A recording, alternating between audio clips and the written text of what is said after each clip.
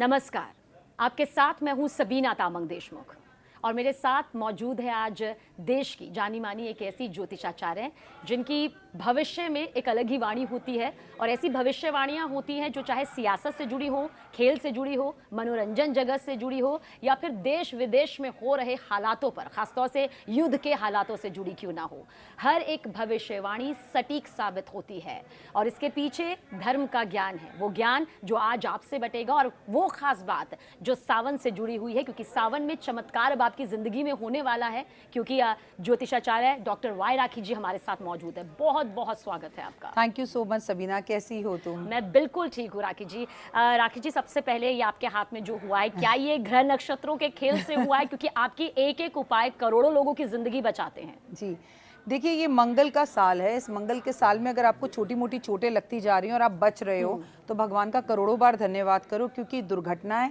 घटनाएं, चोरी, एक्सीडेंट, ये इस पूरे साल की कहानी है और इसके लिए अग्नि घटनाएं हमें बिल्कुल रेडी रहना चाहिए। जी हाँ, ये ग्रहों की ही चाल है और भगवान छोटी छोटी चीज़ें कर कर हमें बड़ी बड़ी दुर्घटनाओं से बचा रहे हैं।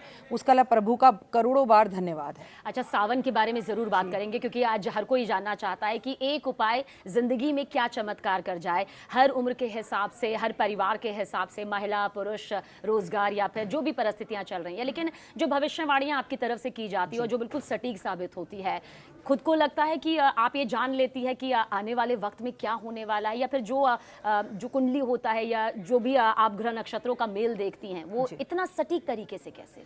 देखिए, आपका सवाल बहुत अच्छा है, लेकिन सबसे पहले आपको और आपके दर्शकों को सावन की हार्दिक शुभकामनाएं। सावन मन में उमंग लाता है, तरंग लाता है और पॉजिटिव एनर्जीज देता है। मैं आज आपको बिल्कुल हटकर और बिल्कुल यूनिक सावन के उपाय इस कार्यक्रम में बताने जा रही हूँ, जो मैंने अभी तक अपने चैनल पर भी नहीं बताए। सबसे पहले, भविष्यवाणियाँ सटीक होती हैं, इसमें कोई मेरा चमत्कार नहीं है, ये एक साइंस है। आप टैरो कार्ड रीडिंग के जरिए और कुछ तपस्या कर कर, कुछ भगवान के साथ अपना कनेक्शन जोड़कर, सुबह अध्यात्म के साथ जुड़कर अपनी की हुई बातों को सटीक बोल सकते हैं। और देखिए सबीना, सबसे पहले कोई भी भविष्यवाणी करने के लिए ना बड़ी हिम्मत चाहिए, क्योंकि ये हमारे करियर को डुबा भी सकता है, उभार भी सकता है। और भविष्यवाणियां गलत भी होती हैं, सही भी होती हैं। कोई भी एस्ट्रोलॉजर भगवान नहीं होता, लेकिन गलत हो या सही हो, आपको पहले खुद पर विश्वास होना चाहिए। और जिस आराध्य को, जैसे मैं अपना आराध्य, अपना जीवन, अपना सत्य, सब कुछ माता रानी को मानती हूँ, तो मैं बोलती हूँ, मैं बोलती नहीं, मेरी वाणी से वही बोलती हैं, जो बोलती हैं वो बोलती हैं। क्रेडिट सारा उनको जाता है। और लाखों लाखों दर्शक जो हमारे संसार और परिवार का हिस्सा जुड़े हुए हैं, जो जय माता दी लिखते हैं वो हिम्मत देते हैं, क्योंकि एक प्लेटफॉर्म पर अगर लगातार आप जय माता दी लिख रहे हो तो वहां पर कोई चीज कभी गलत हो ही नहीं सकती। अगर आप उससे जुड़े हैं तो सब अच्छा ही होगा। अच्छा, अब शुरुआत यहाँ पर सावन की करते हैं राखी जी, क्योंकि भागती दौड़ती जिंदगी में बहुत से ऐसे लोग, जब मैंने कहा कि आप आने वाली हैं तो उनका यही था कि पहला सवाल यही पूछना, यार मुझसे तो व्रत रखना बड़ा मुश्किल है, भूखा रहना बड़ा मुश्किल है, सुबह उठना, क्योंकि अगर नाइट शिफ्ट है या फिर नाइट शिफ्ट है तो फिर उस दिन छुट्टी नहीं जिस दिन सावन पड़ रहा है। कोई ऐसा एक उपाय जो पूरे महीने में वो कर जाएं और मतलब वो उनके लिए आसान हो? हालांकि कहते हैं कि अगर कुछ पाना है तो तपस्या करनी पड़ती है, अगर फल हमें अच्छा चाहिए या जिस फल की हम कामना कर रहे हैं, पर एक उपाय जो आपको लगता है वो हर किसी को जरूर अपनाना चाहिए इस शुभ सावन में। एक उपाय है सावन का, जो बचपन में तुम भी करती थी, तुम्हारी मम्मी भी करती थी, तुम्हारी दादी भी करती थी, उनकी भी दादी करती थी, उनकी भी परदादी करती थी, लेकिन आज के बाद तुम्हारी बेटी नहीं करती है, मैं नहीं करती हूँ, या मेरे बच्चे नहीं करते हैं, और आने वाली जनरेशन तो इस उपाय को बिल्कुल भूलती जा रही है, लुप्त होता जा रहा है। बिना पैसे का उपाय, इतना खास उपाय, जिस उपाय को आपको करने से सिर्फ आपका फोन रुकता है, और वो है बारिश के पानी में नहाना। बिल्कुल अमृत के बराबर ये पानी है। आपको मालूम है, ज्योतिष के अंदर कई उपायों में ऐसा हम बताते हैं कि इस पानी को इकट्ठा कर कर पूरे वर्ष के लिए अपने घर में रखो। इस पानी में अपने भगवान की मूर्तियां, अगर वो संगमरमर की हैं या चांदी की हैं या तांबे पीतल के, तो उन्हें नहलाओ। क्या आपको पता है कि पानी को भरकर बारिश के महादेव पर भी अर्पण करना है? एक उपाय है। क्या आपको पता है, इतनी छोटी सी शीशी में अगर आप पानी भरकर अपने उसमें 2 लौंग डालकर अपने घर की तिजोरी के अंदर, अपने ऑफिस के गल्ले के अंदर, अपने पर्स में भी रख लें, तो भी पूरे वर्ष आपके पास पैसे की कभी कमी नहीं होती। तो बचपन में हमें याद है, हम नाव बनाते थे और पूरा का पूरा मोहल्ला चिल्ला चिल्लाकर एक दूसरे को बुलाते थे और नहाते थे। लेकिन अब ये वाली जनरेशन पहले ही बोल देती है, अरे मैं बीमार हो जाऊंगा, अरे मेरा फोन गीला हो जाएगा, अरे मेरी तबीयत खराब हो जाएगी, अरे मुझे जुकाम की प्रॉब्लम है, तो पहले ये मत कीजिए। सबसे सरल और आसान उपाय बता रही हूँ सबीना। स्किन की प्रॉब्लम अगर आपको है, एलर्जीज अगर आपको हैं, अगर आप बहुत नेगेटिव हो चुके हैं, आपको रात को गंदे सपने आते हैं, आपके हाथ पैरों में बहुत दर्द रहता है, तो कम से कम सावन में 4 बार पूरे महीने में स्नान जरूर करें। 11 जुलाई से सावन का महीना शुरू हो रहा है। अब मैं आपको एक बात और बताऊंगी सबीना, कि सावन की पहली बारिश में नहाने का महत्व ही अलग है। अच्छा देखिए, सबके घर में, सबके इलाके में, सबके एरिया में वो बारिश अलग अलग होगी, लेकिन आपका जो लव वन है, सावन की पहली बारिश में उसके साथ नहा लीजिए, रिश्ते में मजबूती आएगी। आप 2 सहेलियां हैं, आपस में नहा लीजिए और अपना दुपट्टा एक्सचेंज कर लीजिए, तो 7 जन्मों के दोस्त बन जाओगे, हमेशा दोस्ती रहेगी। बीच में कोई तीसरा भी आएगा तो लड़ाई नहीं होगी। माँ बेटा बारिश में साथ नहा ले तो जो भी मिसअंडरस्टैंडिंग आप लोगों के साथ में चल रही है वो खत्म हो जाएंगी, और जमकर बच्चे बनकर, फोन को साइड छोड़कर, उधम मचाते हुए, पानी की छींटे मारते हुए इस बार आप मेरे इस उपाय को करवा कर देखिए, अपने दर्शकों से जिंदगी बदल जाएगी। और मुझे लगता है कि जिंदगी बदलने के लिए और अपनी हर मनोकामना को पूर्ण करने के लिए अगर ये उपाय कर लिए, देखिए इसमें कुछ खर्च नहीं है, मुझे लगता है ये तो भावना से जुड़ा हुआ उपाय है, और भावना की जिसकी हम आप और कह रहे हैं कि अभी के वक्त में कमी है, हमें चाहिए सब कुछ, लेकिन अगर कुछ चाहिए तो कुछ करना होगा, और ये मेरे ख्याल से एक ऐसा आम उपाय है जो आपको बहुत खास फल यहाँ पर दे सकता है। अच्छा, क्या हर सोमवार के हिसाब से अलग अलग उपाय करने होंगे राखी जी? अगर कोई पूरे महीने नहीं कर पा रहा है तो वो 4 उपाय वो कह रहे हैं कि जो हम कर पाएं। देखिए 4 उपाय में सबसे पहले हम पहले सावन के सोमवार की बात करते हैं सबीना। तो हमें पहले संकल्प लेना होता है, क्या हम ये व्रत रख रहे हैं या नहीं रख रहे। कि भाई हम व्रत नहीं रख रहे, जैसा आपने कहा तबीयत खराब है, कोई बात नहीं, आपकी मेडिसिन बहुत चल रही है, तो नहीं भगवान मैं एटलीस्ट 4 सोमवार मंदिर तो आऊंगी, या मैं मंदिर आकर कुछ दान तो करूंगी, या मैं मंदिर आकर दिए तो जलाऊंगी। तो मैं आपको डेट्स के साथ मेंशन करूंगी ताकि आपको कोई कंफ्यूजन ना रहे। तो अगर हम सावन के पहले सोमवार की बात करें तो वो 14 जुलाई को है। अगर आप व्रत रख रहे हैं तो हाथ में पुष्प लेकर संकल्प करें कि आप 4 व्रत रखेंगे और चौथे व्रत में आप उद्यापन करेंगे। आप चाहें तो सावन के पहले सोमवार से 16 सोमवार के व्रत भी धारण कर सकते हैं। पहले सोमवार आपको करना क्या है, एक महा उपाय। देखिए, अगर आपको धन, वैभव, यश, मान, सम्मान, प्रतिष्ठा चाहिए तो भगवान पर इत्र अर्पण करिए। जैसे आपके घर में कोई भी आया, आपने उसे इत्र से महकाया, अपने घर में खूब सारी सुगंधित लोबान जलाए, अगरबत्तियां जलाई, धूप जलाया, उनका वेलकम किया, तो उन्हें भी आकर लगेगा अरे वाह कितना खूबसूरत वेलकम है, कितनी अच्छी फ्रेग्रेंस लगा रखी है तुमने। तो भगवान आए हैं, सावन का पहला सोमवार है, तो आप क्या उनको जो भेंट स्वरूप दें, इत्र दें, इत्र दें, गुलाब जल अर्पण करें। ऐसी कोई भी चीज जिससे महादेव का मंदिर महक जाए वो जरूर करिए। ये पहले सावन का उपाय, ठीक है। दूसरा उपाय जो दूसरे सावन पे करेंगे, मतलब दूसरे सावन के सोमवार 21 जुलाई को है। अब दूसरे में भगवान आ गए, स्थापित हो गए, आपने बैठ लिया तो भोग लगाए, तो आपको इस सावन में एक अलग तरह की खिचड़ी बनानी है।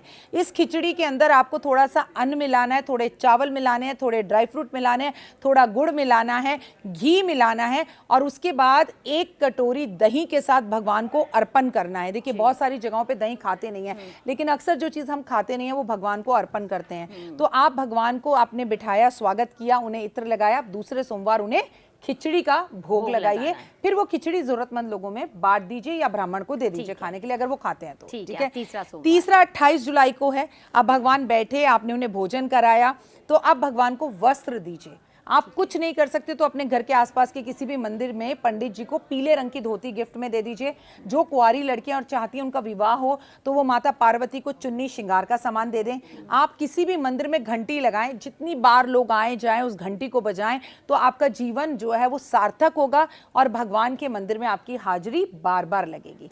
चलिए आगे बढ़ते हैं और चौथे सोमवार की बात करते हैं, जो है 4 अगस्त को। अब प्रभु जा रहे हैं, सावन का संपूर्ण होने का टाइम आ गया। आज आपको उद्यापन भी करना है, तो भगवान से बोलिए कर्महीन, क्रियाहीन, भक्तिहीन, मुझसे सामग्रीहीन जो भी पूजा हुई है उसे स्वीकार करिए। पहले मेरी गलतियों के लिए मुझे माफी कीजिए। और आप भगवान शिव के मंदिर में 4 अगस्त को कम से कम 84, 51 या 108 दिए जरूर जलाएं। अगर किसी के लिए इतने दिए जलाना मुश्किल, तो अपना जीवन प्रकाशित करना मुश्किल हो, आखिरी सोमवार, तो उतनी बत्ती एक साथ लगा दे। आपने बड़ा सा एक दीपक लिया, 84 बत्ती लगा दी, 51 बत्ती लगा दी, 108 बत्ती लगा दी, वो भगवान के समक्ष आपने कपूर रखकर जलाना है। आपको सारे सावन का फल एक साथ। और ये घर पे करना राखी जी, या फिर मंदिर में जाकर कर सकते हैं, या दोनों जगह कहीं भी मुमकिन हो? दोनों जगह मुमकिन हो तो दोनों जगह करें, घर पर मुमकिन हो घर पर करें, क्योंकि देखिए अब आपके बहुत सारे लोग जो हैं विदेश में देख रहे होंगे, उनके यहाँ मंदिरों में ये उपाय करना मना होता है, तो फिर आप अपने घर में ही करिए। क्योंकि मैं कहती हूँ अगर अपने घर में भगवान की पूजा नहीं करी तो बाहर जाकर भी क्या करिए, पहले अपना घर है फिर मंदिर है। जी राखी जी, अकाल मृत्यु का सवाल इसलिए क्योंकि हमने देखा अहमदाबाद विमान हादसा, ऐसे में सवाल ये खड़ा हुआ कि बहुत सारे युग ऐसे बने हुए थे जो इसमें सफ़र कर रहे थे, अकाल मृत्यु का युग है, तो क्या सावन के महीने में महादेव की कृपा से अकाल मृत्यु को टाला जा सकता है? महादेव की ही कृपा से अकाल मृत्यु को टाला जा सकता है, चाहे वो सावन हो या कुछ। आप इतना पैसा कमाते हैं, बढ़िया घर, बड़ी गाड़ी लेते हैं, सब करते हैं, लेकिन अगर सावन में अकाल मृत्यु अपने परिवार की आप नहीं चाहते हैं तो सबसे पहले ब्राह्मण से एक रुद्राभिषेक पूरे सावन में जरूर कराइए। दूसरा, आपके लिए बहुत जरूरी है कि महामृत्युंजय की पूजा 5 पंडितों को बिठाकर 1.25 लाख का जाप अपने पूरे परिवार का एक साथ करवाइए। कोई मृत्यु, कोई कष्ट, कोई तकलीफ आपको छू नहीं सकती। लेकिन इसके साथ सबीना बच्चा, ये बात भी सच है कि मार्च 2026 तक इस तरह के प्लेन क्रैश, इस तरह की ट्रेन हादसे, इस तरह की अग्नि घटनाएं, इस तरह में बल्क में किसी मंदिर में लोगों का जो है देहांत हो जाना, लोगों के साथ कोई अप्रिय घटना घट जाना, और कावड़ियों को लेकर भी मैं आपसे कहूंगी कि कोई ऐसी न्यूज़ आना कावड़ियों को लेकर कि बहुत सारे कावड़ियों को बहुत सारा नुकसान एक साथ हो गया, ये भी आपको दिखने के लिए मिलेगा। अच्छा, ये नक्षत्रों के हिसाब से आपने जो कैलकुलेशन किया है वो यहाँ पर सामने आया है। राखी जी, सावन में 3 ऐसे टिप्स जो आप कहेंगे या 3 ऐसी गलतियां जो भूल से भी भक्त या आम इंसान ना करे, जिनका चाहे विश्वास हो या फिर ना हो, मतलब वो 3 ये गलतियां ना करें, वरना ये कहना कि भाई महादेव रुष्ट होंगे, मतलब जिंदगी क्योंकि आगे बढ़ती है और शुभ सावन है, तो कौन सी गलतियां आप चाहेंगे ना करें? शुभ सावन के अंदर सबसे पहली बात, सावन में कभी भी तामसिक भोजन, नॉनवेज ना खाएं, प्याज लहसुन ना खाएं, अवॉइड करें अगर कर सकते हैं जितना, और बिल्कुल ड्रिंक ना करें, शराब, मदिरा, इन चीज़ों को हाथ ना लगाएं। ये बेहद ज़रूरी है सावन में, पहली टिप। दूसरी, किसी की निंदा, कोई किसी की निंदा कर रहा है, इंसान गलतियों का पुतला है, मुझ में भी 100 गलतियां, आप में भी 100 गलतियां, सब में है, आपको उसका पार्टिसिपेट नहीं करना। चतुर्मास का पावन महीना चल रहा है, कहीं पर किसी की निंदा हो रही है, वहां से उठ जाइए और उन्हें भी रोक लगाइए। तीसरी और महत्वपूर्ण बात, माता पिता का अपमान, बॉस का अपमान, जिस ऑफिस में आप काम करते हैं उसका अपमान, जहां से आपकी रोजी रोटी चल रही है, काम चल रहा है, उसी जगह को आप कोसते रहते हैं और उसी से हर महीने सैलरी लेते हैं, ये सब महादेव देखते हैं और आप खाई में और गड्ढे में गिरते हैं। ऐसा कोई काम ना करें। भगवान ये नहीं कहता कि मंदिर में जाकर ये मत करो, वो मत करो। आप 100 करोड़ गलतियां अपने निजी जीवन में करते हैं, वो मत करिए। और बहुत सारे लोगों को मैंने देखा है जब वो शिव मंदिर जाते हैं तो 3 ताली बजाते हैं, हालांकि जब उनसे पूछा जाता है तो उस 3 ताली का महत्व और 3 ताली के पीछे की वजह नहीं जानते हैं। तो यहाँ काफ़ी सारे लोग कह रहे थे ज़रूर पूछे कि क्यों 3 ताली महादेव के सामने बजानी चाहिए या करनी चाहिए, इसके पीछे की वजह क्या, और क्या सावन में ये करके भी महादेव प्रसन्न हो सकते हैं? महादेव तो प्रसन्न होते हैं। भक्त शिव का चला शिव को मनाने के लिए, हाथ में 2 फूल लोटा जल चढ़ाने के लिए, वो तो महादेव हैं। 1 लोटा जल से ही वो जो है आपके पीछे पीछे भागने लगते हैं। आपको मैं बताऊं, एक बार शिव और पार्वती का प्रसंग चल रहा था, तो शिव जी जो हैं वो पार्वती माँ के हृदय में जाकर बैठ गए। तो उन्होंने कहा कि भोलेनाथ, आपको तो भक्त इतना कलयुग में 1 लोटा जल चढ़ाएंगे, कुछ भी मांग कर ले जाएंगे, कलयुग का कैसे असर होगा? भगवान ने कहा, ये मूर्ख इंसान मुझे सारी दुनिया में ढूंढेगा, अपने अंदर नहीं ढूंढेगा। शिव तुम्हारे और मेरे अंदर है। सबीना, जब मैं तुम्हारी बुराई करती हूँ तो मैं शिव की बुराई करती हूँ। मैं शिव को मंदिरों में जाके ढूंढूं, माँ का चश्मा टूटा है वो सही ना कराऊं, माँ को इज्जत ना दूं, पिताजी से 2 बोल प्यार के ना बोलूं, और वैसे मैं कावड़ लेकर आऊं, तो ऐसी कावड़ का कोई फायदा नहीं है। तो सबसे पहले सोमवार, मंगलवार, बुधवार और परिवार पर ध्यान देना है। ताली का महत्व बहुत ज्यादा है। जब भी शिव के मंदिर में जाएं, नतमस्तक होकर लेट कर लड़के प्रणाम करें, लड़कियां घुटनों के बल पर प्रणाम करें। 3 बार ताली बजाकर हर हर महादेव, घर घर महादेव जरूर बोले, और संभव हो सके तो 3 बार घंटी भी बजाएं। कहते हैं इससे महादेव को आपके आने की हाजिरी नंदी खुद देते हैं कि बाबा ये आपके दर पर आया था। अच्छा राखी जी, बहुत सारे लोग जो आज के दौर में भी कहते हैं कि हम मानते हैं कि किसी ना किसी तरह का काला जादू होता है, किसी ना किसी तरह की ऐसी नेगेटिविटी होती है, एक ऐसी नेगेटिव वाइब्स होती है जो आप पर अटैक कर लेती है या किसी के जरिए करवाई जाती है। क्या आप इसमें यकीन रखती हैं, या फिर सावन के महीने में अगर जो यकीन रखते हैं तो वो इस काला जादू से या फिर इस तरह की नेगेटिव वाइब्स से दूर रह सकते हैं? सबीना, ऐसा सब कुछ होता है जिसका नाम है काला जादू, तंत्र विद्याएं, टोने टोटके, सब होता है। आप सड़कों पर भी जब रोड क्रॉस करती हैं तो कई बार नींबू रखा हुआ देखते हैं, कभी मटका रखा हुआ देखते हैं, कभी काले तिल रखे हुए देखती हैं, आपको दसियों चीजें दिख जाती हैं। होता है। हाँ, ये आपका सवाल बहुत अच्छा है। क्या सावन में हम इससे बच सकते हैं? 100% आप इससे बच सकते हैं। बारिश में नहाने से, महादेव पर 1 लोटा जल अर्पण करने से, महादेव के मंदिर में मिलने वाले प्रसाद को ग्रहण करने से, और शिव चर्चा से। शिव चर्चा क्या है? शिव पुराण पढ़ें, जहां पर शिव जी का कीर्तन हो रहा है वहां जाकर बैठें, शिव के भक्त हो गए जितने भी कावड़िए हो गए उनके पैर छुएं, कावड़ियों का कैंप जहां पर लगा हुआ है वहां जाकर भोजन की सामग्री दें, पट्टियां दें, दवाइयां दें। तो आप पे किया हुआ तंत्र मंत्र जादू टोने ये तो मेरी मैया माता पार्वती के हैं खेल खिलौने, सब खत्म हो जाएंगे। जी जी। अच्छा, अगर कांवड़ यात्रा दिख जाए, सुबह के वक्त दिख जाए या किसी भी वक्त दिख जाए, तो मैंने देखा है कई लोगों को हाथ जोड़ते हुए, मन्नत मांगते हुए। मतलब कितना सच है कि अगर कांवड़ियों के आप किसी जत्थे को आते हुए देख रहे हैं तो क्या करना चाहिए? कौन सा मंत्र, कौन सा जाप या किस तरह की भावना उस वक्त एक इंसान के तौर पर, एक मानव जिंदगी के तौर पर आनी चाहिए? महाभारत में अर्जुन के साथ प्रसंग करते वक्त जब पूरी महाभारत का युद्ध चल रहा था तो श्री कृष्ण भगवान को कई बार देखा गया है कि कोई गुरु या संत उनके सामने से गुजरता था तो श्री कृष्ण भगवान हाथ जोड़ते थे। तो ऐसे में अर्जुन पूछते थे आप किसके लिए हाथ जोड़ रहे हैं गुरुदेव, किसको हाथ जोड़ रहे हैं माधव? तो वो मुस्कुराकर बोलते थे बहुत बड़े संत हैं, इनको आप भी नमस्कार करके प्रणाम लो, आपको जीवन आगे मिलेगा। और कावड़िए धरती पर चलते हुए साक्षात शिव का ही, भोले का ही रूप है।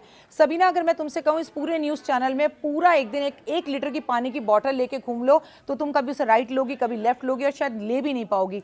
सोचो इतनी दूर से गंगोत्री से गंगा जल भरकर कई दूर दूर किलोमीटर तक पैदल चलना, तो उनको प्रणाम करना। और कुछ लोग ऐसी हरकतें करते हैं कि देखते हैं कावड़िए निकल रहे हैं बट उनको अपने ऑफिस या काम पर जाने की जल्दी होती है, वो उनके लिए गाड़ी नहीं रोकते।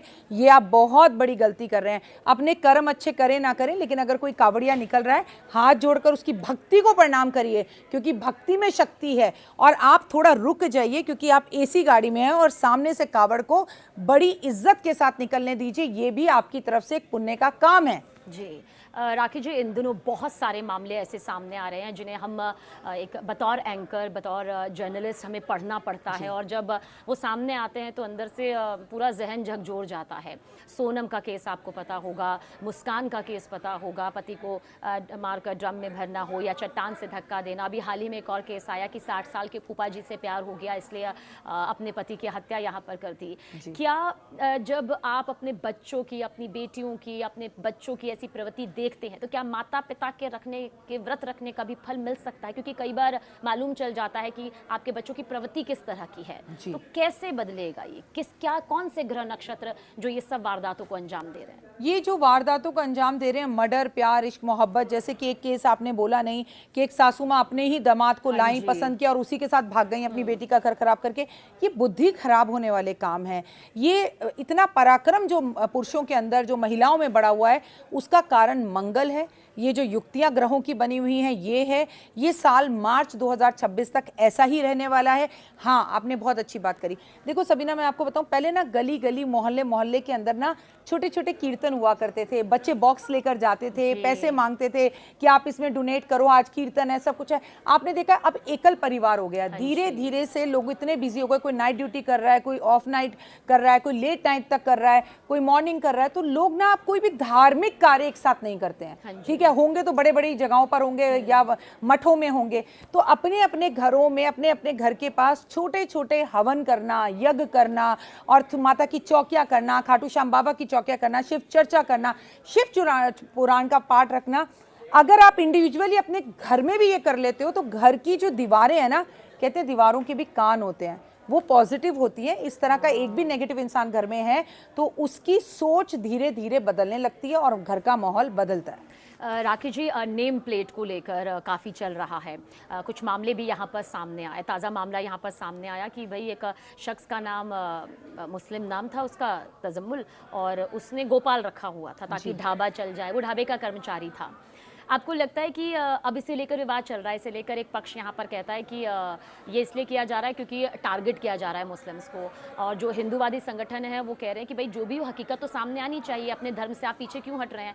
आपका क्या विचार है नेम प्लेट को लेकर? क्या नाम ही सब कुछ है? क्या एक मुस्लिम अगर अपना नाम करके सामने ढाबा लगा देगा तो क्या कोई यात्रा के दौरान या उस दौरान उसके ढाबे में जाएगा? नहीं, देखिए मेरे को लगता है हिंदू तो ऐसा नहीं सोचता। हिंदू को इस बात से कोई फर्क नहीं पड़ता। अगर आप नियमों का पालन करते हैं, सफाई रखते हैं, तो हिंदू को इस बात से कोई फर्क नहीं पड़ता आपका नाम क्या है। लेकिन अगर आप अपना नाम बदल कर उस्मान से गोपाल रख रहे हैं तो आप ही की, वो कहते हैं ना, आप ही की दाल में कुछ काला है। आपको ही अपने ऊपर कॉन्फिडेंस नहीं है, वरना कॉन्फिडेंस करके बम बम भोले कर कर आप प्रसाद दीजिए और पूरी तरह से सात्विकता का ध्यान रखिए, तो आप चीज़ों को कर सकते हैं। और वही चीज़ें करिए जैसा देश, कानून, काल कहता है, उन्हीं चीज़ों को फॉलो करना ज़रूरी है। लेकिन एक बात बोलूँगी, नाम मैटर नहीं करता, कर्म मैटर करते हैं। कर्म अच्छे कीजिए, चाहे आप हिंदू हो या मुस्लिम। किसी के धर्म पर आघात पहुँचाएंगे, कोई भी पहुँचाएगा, तो वो गलत है। अच्छा, समाजवादी पार्टी के अध्यक्ष अखिलेश यादव ने कहा कि धीरेन्द्र शास्त्री कथावाचक के तो बहुत बड़े बड़े अमाउंट लेते हैं, किसी की हिम्मत नहीं आम इंसान की कि ये घर में आकर बुलाकर कथा करवा कर दिखाए। मतलब अंडर टेबल पैसे लेने का आरोप भी लगाया, बहुत बवाल भी मच रहा है इसे लेकर। आपका क्या मानना है? मतलब क्या सब पैसों के बूते सब कुछ यहाँ पर होता है? मुझे अखिलेश यादव जी की सोच पर गुस्सा आता है सबीना, कि मेरे समझ में नहीं आता कि कब तक हिंदू ही हिंदू के ऊपर उंगली उठाएगा। धीरेन्द्र शास्त्री इतनी कम उम्र के अंदर आपके पर्चे बनाते हैं, चीज़ें करते हैं, और अगर मैंने अपनी आंखों से ना देखा हो तो मैं मानूँ, मैंने तो उन्हें अभी पिछले साल ही प्रीत विहार, मयूर विहार में, मतलब एक बहुत सिंपल से एक व्यापारी के घर में आकर कथा करते हुए देखा, हजारों लोगों से उनको मिलते हुए देखा। तो मैं ऐसी बात बिल्कुल नहीं मानती, और यही प्रॉब्लम है, हमारा धर्म आज पीछे क्यों है? क्योंकि हम हिंदू में ही एकता नहीं है। अगर वो हिंदू हैं तो उन्हें इस तरह का वचन, इस तरह की बात उठानी ही नहीं चाहिए। लाखों हमारे फॉलोवर्स हैं जो बताते हैं, हम धीरेन्द्र शास्त्री जी के पास गए, हमने रेड कपड़े पहने हुए थे, उन्होंने खुद हमें बुलाया और हमारे को जानते भी नहीं थे, हम पहली बार गए थे। तो मैं ये बात नहीं मानती, मैं मानती हूँ ये सारा षड्यंत्र धीरेन्द्र शास्त्री को बदनाम करने के लिए, संतों को, गुरुओं को बदनाम करने के लिए किया जा रहा है। और देखो सबीना, ये आगे भी होगा।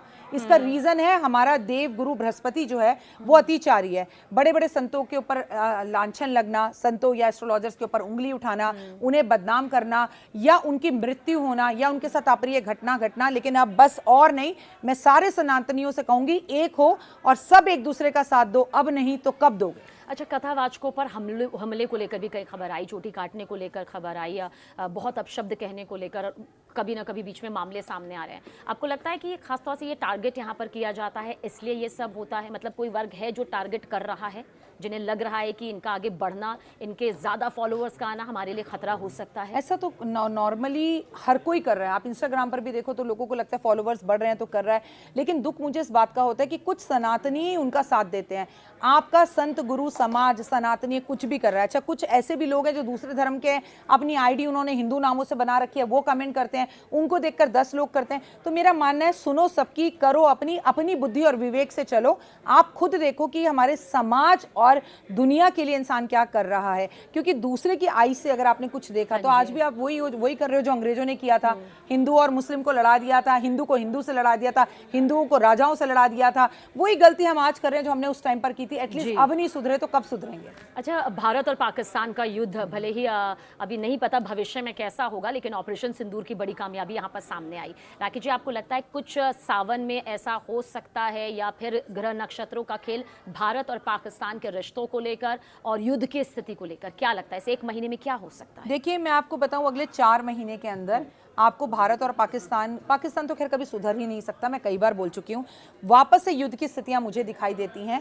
और अभी मंगल अपना राशि परिवर्तन करेगा। मंगल अभी युक्ति बनाकर बैठा हुआ है सिंह राशि में केतु के साथ। ये मेन कारक है युद्ध का।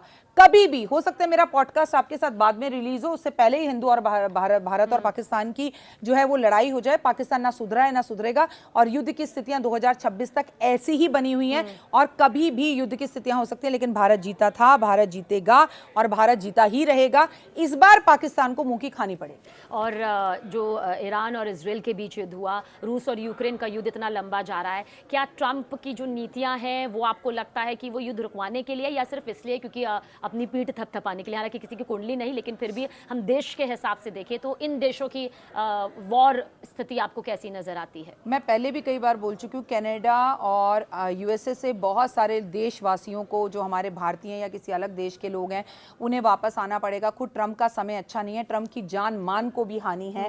मैं बता दूं कि ट्रंप को आने वाले टाइम में अपने ही देश के लोगों का विरोध भी बर्दाश्त करना पड़ेगा, हेल्थ इश्यूज भी रहेंगे, उनकी जान को भी खतरा है। और ट्रंप की जो ये नीतियां हैं, सब कहना कुछ, हाथी के दांत और दिखाना कुछ।